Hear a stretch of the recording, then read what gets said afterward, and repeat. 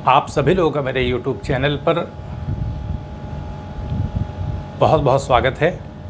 तो ज्योग्राफ़ी पर ये तीसरा वीडियो मैं आपके सामने पेश करने जा रहा हूँ, ताकि जो 16 तारीख को IAS का एग्ज़ाम होने वाला है प्री का, उसमें भी मदद मिले और आगे के बीच जो भी परीक्षाएं होनी हैं, एग्ज़ाम्स होने हैं, उसमें भी हेल्प हो।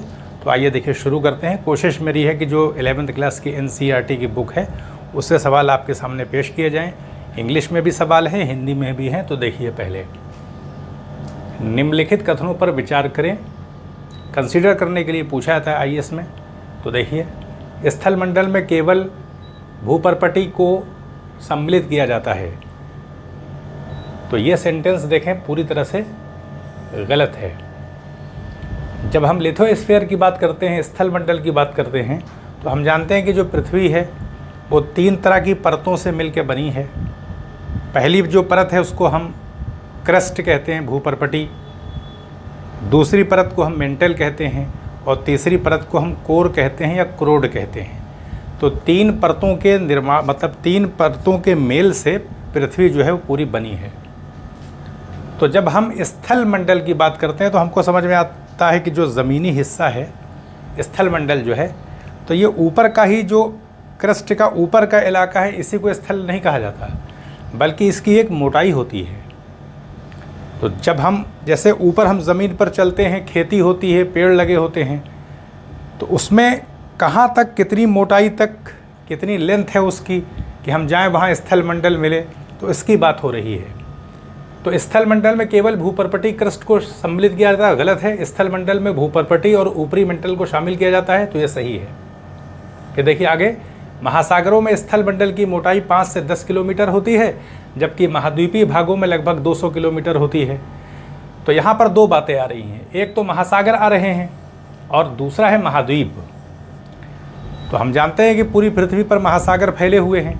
तो महासागर के अंदर जब हम जाते हैं तो उसका एक नितल मिलता है, उसका एक तल मिलता है।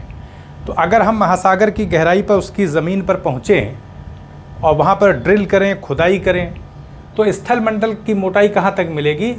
कुछ महासागरों में 5 किलोमीटर पर ही स्थल मंडल, यानी ड्रिल करें और 5 किलोमीटर तक हम खुदाई करें तो वो स्थल मंडल वहाँ पर ख़त्म हो जाएगा। और कुछ महासागरों में 100 किलोमीटर तक उसकी लेंथ होगी, मोटाई होगी। तो इसलिए जो है वेरिएशन देखने को मिलता है महासागरों में, जबकि महाद्वीपीय भागों में 200 किलोमीटर की रेंज जो है वो लगभग है। तो इसलिए जो है ये तीसरा वाला सेंटेंस भी सही है। तो 2 और 3 सही हैं। तो ये बात, मतलब किसी चीज़ को जब हम पढ़ते हैं तो वो हमें क्लियर भी तो होनी चाहिए। हर तरह के लोग, अलग अलग लोग वीडियो देखते हैं, कुछ लोग तैयारी कर रहे होते हैं, कुछ लोग ऐसे ही अपने नॉलेज के लिए देखते हैं। तो ये बात उनको समझ में आनी चाहिए कि जो पृथ्वी हमारी, जो गोलाकार एक बड़ा पिंड दिखाई पड़ती है, तो वो एक ठोस नहीं बल्कि परतों से बनी हुई है और विभिन्न प्रकार की परतें एक दूसरे से सटी हुई हैं।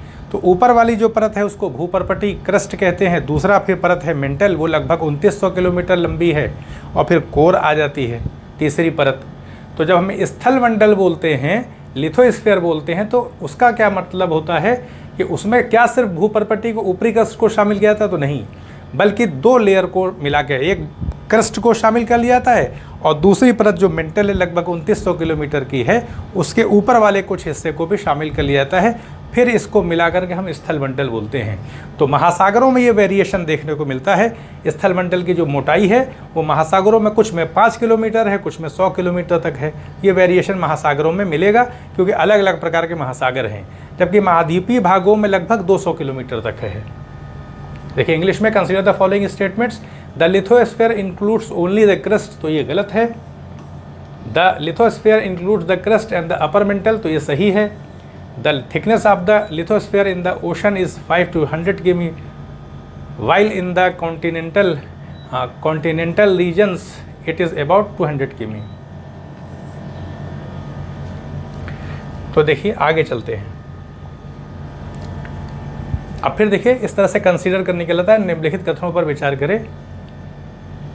भारतीय प्लेट के यूरेशियन प्लेट की तरफ प्रवाह के दौरान लगभग 6 करोड़ वर्ष पहले दक्कन ट्रैप को समझ लेते हैं और ये 6 करोड़ साल को, इसको हाईलाइट कर लेते हैं। तो 6 करोड़ वर्ष पहले दक्कन ट्रैप का निर्माण होना शुरू हुआ। तो इसको समझने के पहले हमें प्लेट समझना पड़ेगा। तो पृथ्वी का निर्माण जो है वो अलग अलग प्लेटों से हुआ है। और ये जो प्लेटें हैं वो 7 मुख्य प्लेटें हैं और बाकी छोटी छोटी प्लेटें भी हैं। तो 7 जो है मुख्य प्लेटें हैं जिनसे पूरी ज़मीन जो है ये बनी है। तो अलग अलग प्लेट जो है वो गति कर रही है, इसको संचरण कहते हैं, मूवमेंट। यानी 100 साल 200 साल में थोड़ा सा प्लेट खिसक जाती है। तो ऐसे में देखें जो भारतीय प्लेट है, तो ऐसा माना जाता है कि जो भारत है वो एक बहुत बड़ा द्वीप था। लगभग 20 करोड़ साल पहले आज से एक फुटबॉल के आकार का मान के चले एक बहुत बड़ा गोलाकार पिंड था जिसका नाम पेंजिया था। वो 20 करोड़ साल पहले 2 भागों में टूट गया। एक भाग उसका लॉरेशिया कहलाया, दूसरा वाला गोंडवाना लैंड। जब ये टूटा पेंजिया तो भारत जो है वो खिसकना शुरू हो गया। यानी भारत जो एक बहुत विशाल द्वीप था ये उत्तर दिशा की तरफ खिसकना शुरू हो गया। तो मानी सी बात है कि धीरे धीरे ही खिसकेगा। तो हज़ारों सालों में, लाखों सालों में खिसकता रहा। तो फिर हुआ क्या, नतीजा क्या निकला कि लगभग 5 से 6 करोड़ साल पहले ये जो एक विशाल द्वीप था भारत, ये एशिया से टकरा गया। और जब टकराया एशिया से तो हिमालय की उत्पत्ति हुई। तो ये दक्कन ट्रैप क्या है? तो दक्कन ट्रैप एक ऐसी घटना है जिसमें ज़मीन से जो है लावा निकल पड़ा, जिसको मैग्मा बोलते हैं। जब वो ऊपर ज़मीन के आ जाता है तो उसी मैग्मा को हम लावा कहते हैं। तो महाराष्ट्र के इलाके में जाएंगे तो काली मिट्टी दिखाई पड़ती है। तो आज से लगभग 6 करोड़ वर्ष पहले ज़मीन के अंदर से लावा जो है वो निकला और बहुत बड़े एरिया में फैल गया, काफ़ी विशाल क्षेत्र में फैला है। तो वहाँ काली मिट्टी का निर्माण हुआ है, चट्टानें काफ़ी कठोर हैं। तो इसी को दक्कन ट्रैप कहते हैं, जो लावे से पूरी तरीके से बना है। तो ये एकदम सही है स्टेटमेंट।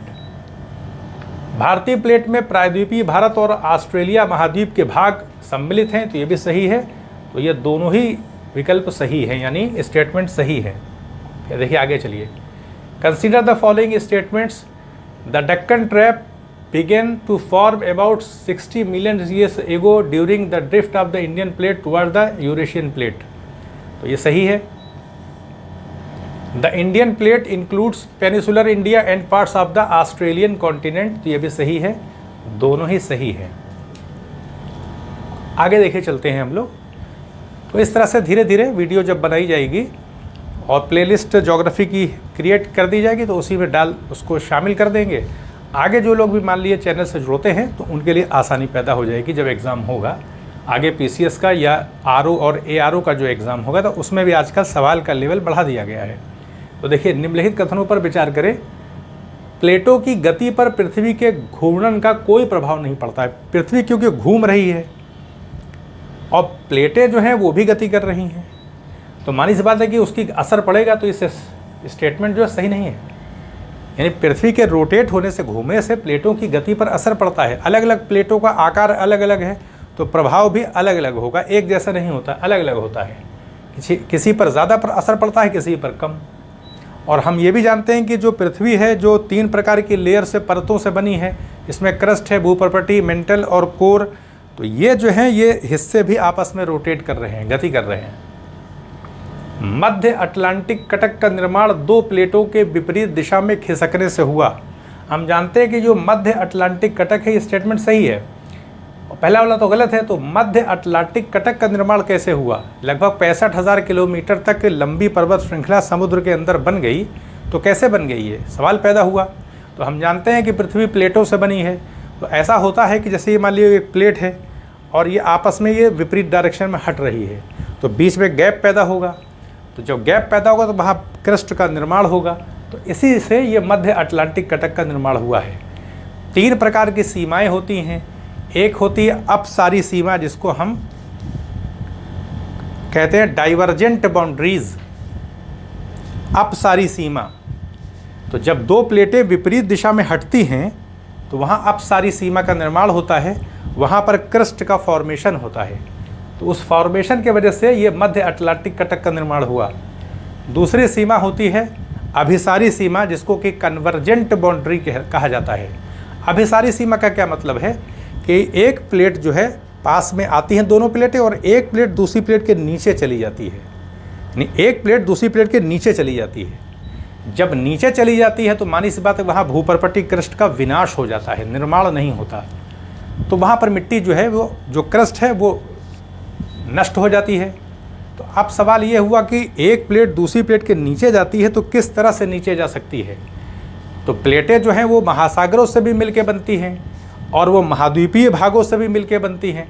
तो ऐसा हो सकता है कि दो महासागरीय प्लेट आपस में एक प्लेट दूसरी महासागरीय प्लेट के नीचे चली जाए, और ऐसा भी हो सकता है कि दो महाद्वीपीय प्लेट जो है उसमें एक नीचे चली जाए, और ऐसा भी हो सकता है कि एक प्लेट महासागरों वाली हो और दूसरी प्लेट जो है वो महाद्वीपीय हिस्से वाली हो और उसमें से कोई एक दूसरे के नीचे चली जाए।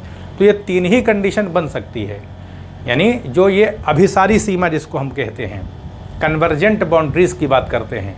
और तीसरी एक सीमा होती है जिसको हम बोलते हैं रूपांतर सीमा, ट्रांसफॉर्म बाउंड्रीज़। उसमें क्या होता है कि जो प्लेटें होती हैं वो हॉरिजेंटल एरिया में एक ही साथ खसक जाती हैं, सरक जाती हैं। तो ना तो वहाँ पर क्रस्ट का फॉर्मेशन होता है और ना ही वहाँ विनाश होता है, डिस्ट्रक्शन भी नहीं होता। तो इस तरह से तीन प्रकार की मतलब सिचुएशन मैंने बताया है कि प्लेटों के साथ ये घटनाएं होती हैं कि मानी बात है प्लेट है, खसक रही हैं तो टकराएंगी भी, कोई प्लेट किसी के नीचे भी चली जाएगी। तो इस तरह की घटना घटती है। तो इसलिए ये दूसरा वाला स्टेटमेंट सही है। ये समझाने वाली बात थी क्योंकि अब यहाँ बताया जा रहा है, अगर इसको एक्सप्लेन नहीं किया जाएगा तो फिर बात जो है क्लियर नहीं होगी।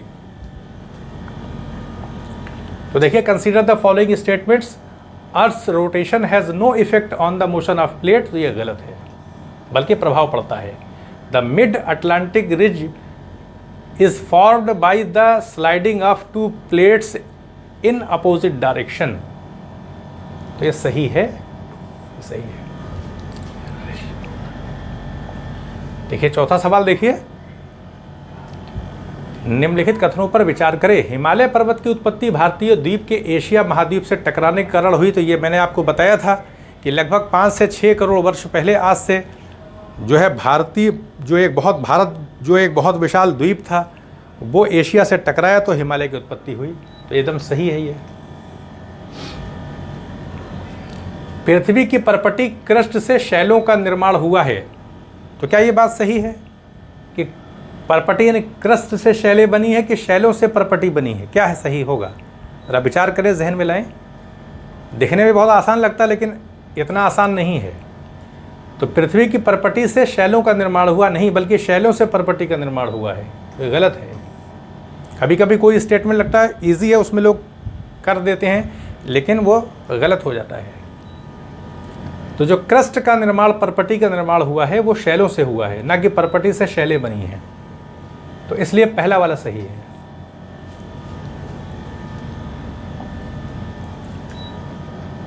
चौथा देखें, कंसीडर द फॉलोइंग स्टेटमेंट्स। उसी को इंग्लिश में देखें। Himalayas originated due to the collision of Indian subcontinent with Asia. सही है। Rocks are formed from the earth crust. ये गलत है। तो इसमें से पहला वाला सही है।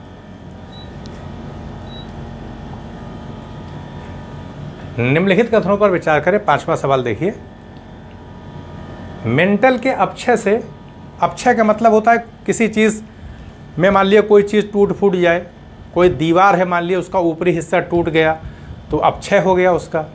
कोई पहाड़ है मान लिए उसमें से कुछ हिस्सा जो है टूट करके ज़मीन में गिर गया तो वो भी अपक्षय है।